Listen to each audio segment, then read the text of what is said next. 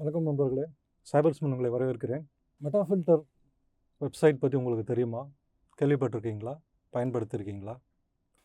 மெட்டாஃபில்டர் தெரியுன்றவங்க இதை பற்றி சொன்னவனே சந்தோஷப்படலாம். இந்த தளத்தை கேள்விப்படாதவர்கள் மெட்டாஃபில்டரா, இது என்ன ஃபில்டர், தெரியாதவங்க வருத்தப்பட வேண்டாம். ஆனால் தெரிந்து கொள்ளுங்கள். ஏன்னா மெட்டாஃபில்டர் முக்கியமான ஒரு வெப்சைட். ஏன்னா இணையத்தோட மிக பழமையான இணையதளங்களில் ஒன்று. கிட்டத்தட்ட வெள்ளி விழா கண்ட அபூர்வமான இணையதளங்கள் வரிசையில் வருதுன்னு சொல்லலாம். 1999ஆம் ஆண்டு துவங்கப்பட்டு தொடர்ந்து வெற்றிகரமாக இயங்கி கொண்டிருக்கும் சேவையாக மெட்டாஃபில்டர் இருக்கிறது. 26 வருஷமாக ஒரு வெப்சைட்டு தொடர்ந்து இயங்கிக்கிட்டு வந்ததுனாலே சிறப்பாகத்தான் இருக்க வேண்டும். அந்த காரணத்திற்காகவே சிறப்பாக இருக்க வேண்டும். அது ஒரு விஷயம். ரெண்டாவது விஷயம் ரொம்ப முக்கியமானது. மெட்டாஃபில்டர் ஒரு சமூக ஊடக ஆச்சரியத்தை கூட அளிக்கலாம். ஆனால் விஷயம் என்னென்னா, மெட்டாஃபில்டர் ஒரு social media website. It is a kind of social media website அல்லது சோஷியல் மீடியா வகைகளில் ஒரு பிரிவின் கீழ் இது வருகிறது. கம்யூனிட்டி வெப்லாக் அப்படின்னு சொல்கிறாங்க. அப்படின்னா என்னென்னு பார்க்கலாம். மெட்டாஃபில்டரை தெரிஞ்சுக்கிறது மூலமாக அது சோஷியல் மீடியா சைட்டில் ஒன்று அப்படின்னு தெரிஞ்சுக்கிறதுக்கு மூலம் சோஷியல் மீடியா தொடர்பான நம்முடைய புரிதலும் கூட இன்னும் விரிவடைய வாய்ப்பு இருக்கிறது. அந்த காரணத்திற்காகவே நாம் மெட்டாஃபில்டர் பற்றி தெரிந்து கொள்ள வேண்டும். மெட்டாஃபில்டர் பற்றி மேலும் பார்ப்பதற்கு முன்னால், மெட்டாஃபில்டர் மூலமாக நான் சமீபத்தில் தெரிந்து கொண்ட ஒரு விஷயத்தை பகிர்ந்து கொள்கின்றேன்.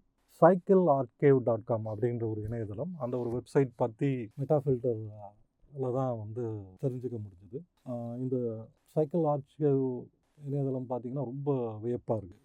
Free digital library of vintage cycling publications அப்படின்னு இந்த இது சொல்கிறது. அதாவது பழைய பாரம்பரிய சைக்கிள் பத்திரிகைகளுக்கான டிஜிட்டல் லைப்ரரி, ஆவண காப்பகம். சைக்கிள் தொடர்பாக வெளியான பத்திரிகைகள், சஞ்சிகைகள், மாத இதழ்கள் இவற்றையெல்லாம் டிஜிட்டல் வடிவில் தொகுத்து வைத்திருக்கும் டிஜிட்டல் நூலகமாக இந்த பத்திரிகை இருக்கிறது. இந்த சைட்டை போய் பார்த்தாலே ரொம்ப ஆச்சரியமாக இருக்குது. நீங்களும் பாருங்கள். பார்த்தீங்கனால சைக்கிளிங் தொடர்பான பழைய மேகசின்ஸ், அதோட டிஜிட்டல் காப்பி எல்லாம் பார்க்க முடியுது. கிளிக் பண்ணிங்கன்னா அதோட பிடிஎஃப்பாக பார்க்கலாம், படிக்கலாம், டவுன்லோடும் செஞ்சுக்கலாம்.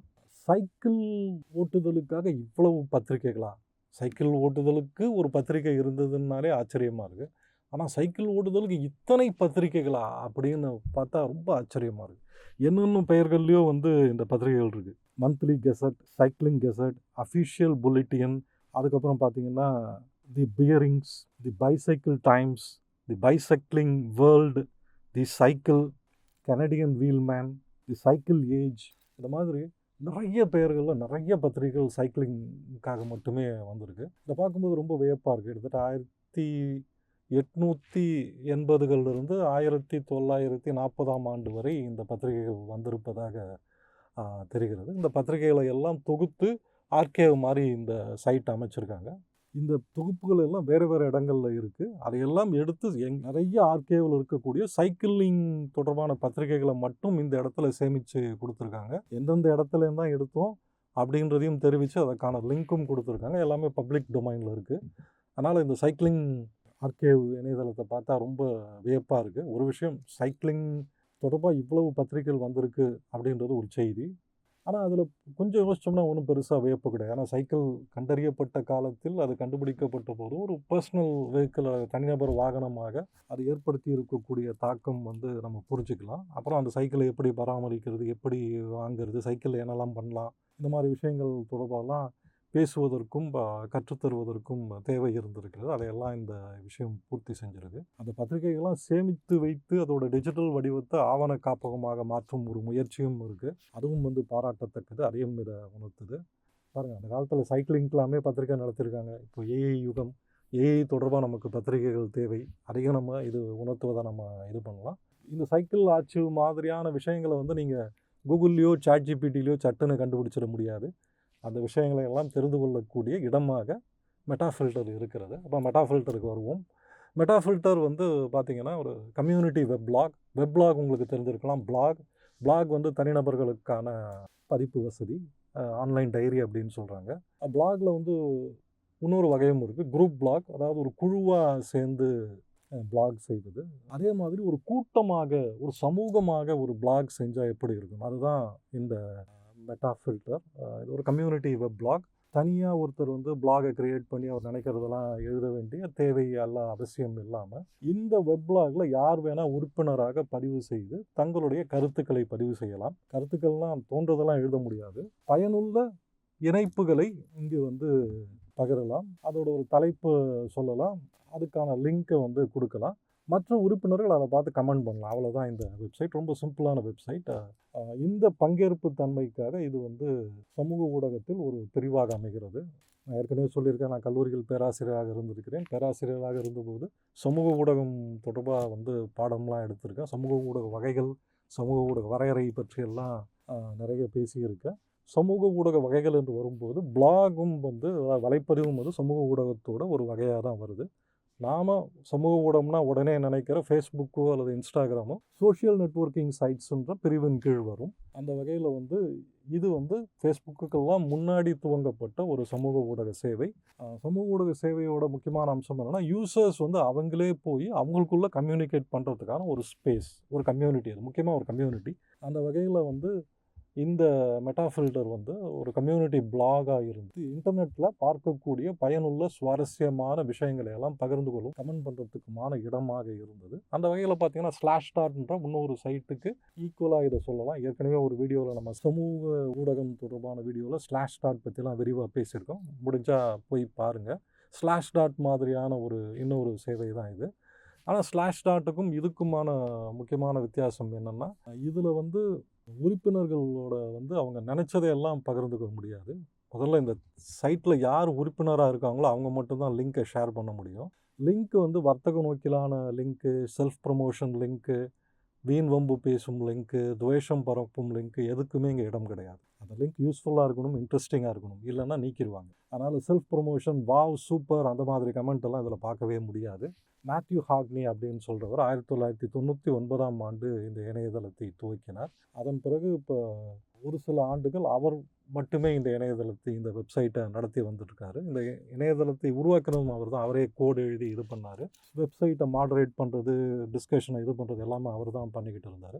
அதன் பிறகு அவருக்கு வேறு சில நண்பர்கள், சில வாலண்டியர்ஸ்லாம் சேர்ந்தாங்க. தொடர்ந்து கிட்டத்தட்ட வெவ்வேறு சில மாற்றங்களை கடந்து இந்த வெப்சைட் இயங்கிக்கிட்டே வருது. நடுவில் ஃபேஸ்புக்கெலாம் வந்து அடிச்சுட்டு எங்கேயோ போயிருச்சு. ஆனால் மெட்டா ஃபில்டர் வந்து அந்த அளவுக்கு வளர்ச்சி பெறவில்லை. ஆனால் காணாமலும் போயிடல. அதான் முக்கியமான விஷயம். ஏன்னா இது வந்து வர்த்தக நோக்கில் துவக்கப்படாத ஒரு சேவை. யூசர்ஸை மட்டுமே மைண்டில் வச்சுட்டு துவங்கின ஒரு சேவை. எனவே இதோட கம்யூனிட்டி ரொம்ப சின்னது, ஆனால் ரொம்ப பவர்ஃபுல்லானது, ரொம்ப ஆக்டிவானது. அதனால தான் 25 வருடத்துக்கு மேலே தாக்கு பிடிச்சி நின்றுக்கிட்டு இருக்கு. மெட்டா ஃபில்டர் போய் பாருங்கள், யூஸ் பண்ணி பார்த்துட்டு எப்படி இருக்குன்னு சொல்லுங்கள். இந்த வெப்சைட்டை ஏன் நீங்கள் தெரிஞ்சுக்கணும், இந்த வெப்சைட்டை ஏன் யூஸ் பண்ணணும் அப்படின்னா அதுக்கு ஒரு முக்கியமான சில பாயிண்ட் இருக்குது. ஒன்று, இது சோஷியல் மீடியான்னு தான் சொன்னேன். ஆனால் மற்ற சோஷியல் மீடியாவிலேருந்து மிகவும் வேறுபட்டது. ஏன்னா இது வந்து மாடரேட்டட். இதில் வந்து இப்போ என்ன கருத்து இடம்பெறலாம், எது இடம்பெறக்கூடாது என்பது மாடரேட் செய்யப்படும். ஆனால் சென்சார் செய்யப்படாது. நல்லா ஞாபகம் வச்சுக்கோங்க, ரெண்டுக்கும் வித்தியாசம் இருக்குது. ரொம்ப கவனமாக பயனுள்ள சுவாரஸ்யமான கருத்துக்களை மட்டும் தேர்ந்தெடுப்பாங்க. ரெண்டாவது வந்து இதில் வீண் சண்டை, சச்சரவு, சர்ச்சைகள் இதுக்கெல்லாம் இடம் கிடையாது. செல்ஃப் ப்ரமோஷனுக்கும் இடம் கிடையாது. ரெண்டாவது லைக்ஸு, இந்த கணக்குகளும் எதுவுமே கிடையாது. மிக முக்கியமாக அல்கோரிதமோட தாக்கமே கிடையாது. இதில் இருக்கும் எந்த விஷயத்தையும் வந்து அல்கோரிதம் தேர்ந்தெடுக்காது. இது யூசருக்கு பிடிக்கும், இது யூசரை பார்ப்பாங்க, அந்த மாதிரி கணக்கு விளையாட்டுகள் எல்லாம் இல்லாமல் எல்லாமே மனிதர்களால் தேர்ந்தெடுக்கப்பட்டு மனிதர்களால் முன்வைக்கப்படும் விஷயம். அதுதான் இந்த மெட்டா ஃபில்டரோட மிக மிக முக்கியமான விஷயம், மிகவும் சிறப்பான விஷயம் அதுதான். ஆனால் என்ன பார்த்தீங்கன்னா, இந்த வெப்சைட்டில் சேர்கிறதுக்கு ஒரு $5 கட்டணம் செலுத்தணும். சேர்ந்தால் தான் நீங்கள் வந்து இதில் உறுப்பினராக பதிவு செய்து கொண்டு அதில் லிங்க் எல்லாம் சப்மிட் பண்ண முடியும். ஆனால் சைட்டை பார்க்குறதுக்கு, யூஸ் பண்ணுறதுக்கெலாம் இது கிடையாது. ஆனால் கம்யூனிட்டியில் உறுப்பினர் ஆகணும்னா கொஞ்சம் கட்டணம் செலுத்தணும். 2 காரணத்துக்காக அந்த இதை வச்சுருக்காங்க. மெட்டா ஃபில்டர் வந்து வர்த்தக நோக்கில், லாப நோக்கில் செயல்படாததுனால அதை நடத்துவதற்கான வருவாய்க்காக இந்த உறுப்பினர் கட்டணத்தை வசூலிக்கிறாங்க. 2வது, இடைப்பட்ட காலத்தில் வந்து ஃபைனான்ஷியலாக ரொம்ப கஷ்டப்பட்டாங்க. அப்போ வந்து இந்த வருவாயும் தேவைப்பட்டது. அதோட உறுப்பினர் கட்டணம்னு வைக்கும்போது வரக்கூடிய உறுப்பினர்கள் பொருட்படுத்தக்கூடியவர்களாக இருப்பார்கள் அப்படின்ற ஒரு விஷயமும் இருக்குது. இந்த கம்யூனிட்டி இன்னமும் வந்து ஒரு குவாலிட்டியான கம்யூனிட்டியாக இருக்கிறதுக்கு அந்த உறுப்பினர் கட்டணம் ஒரு முக்கியமான காரணம். இடைப்பட்ட காலத்தில் ஆஸ்க் மெட்டா போன்ற மேலும் பல வசதிகள் இதில் அறிமுகமாகிருக்கு. டெய்லி நிறைய லிங்க்ஸ் எல்லாம் இருக்காது, ரொம்ப செலக்டட் லிங்க்ஸ் தான் இருக்கும். இதில் போய் கேள்வி கேட்டிங்கன்னா அந்த உறுப்பினர்கள் அல்லது அந்த கம்யூனிட்டி பதில் அளிப்பாங்க. அதுவும் வந்து ரொம்ப முக்கியமான விஷயம். மெட்டா ஃபில்டரை யூஸ் பண்ணி பாருங்கள், எப்படி இருக்குன்னு சொல்லுங்கள். முக்கியமாக ஃபேஸ்புக் மாதிரியான சேவைகள்லேருந்து இது எப்படி வேறுபட்டு இருக்குது அப்படின்றதையும் சொல்லுங்கள். என்ன கேட்டிங்கன்னா, சமூக ஊடகங்கள் தொடர்பான இந்த இரைச்சல், இந்த அல்கோரிதம், இந்த விளையாட்டுகளுக்கு மத்தியில் பயனாளிகளுக்கு புகலிடமாக இருக்கக்கூடிய ஒரு சமூக ஊடக சேவை மெட்டா ஃபில்டர் அப்படின்னு சொல்லுவேன். இந்த கருத்தை நீங்கள் ஏற்றுக்கிறீங்களா? மெட்டா ஃபில்டரை பார்த்துட்டு சொல்லுங்கள். நன்றி நண்பர்களே.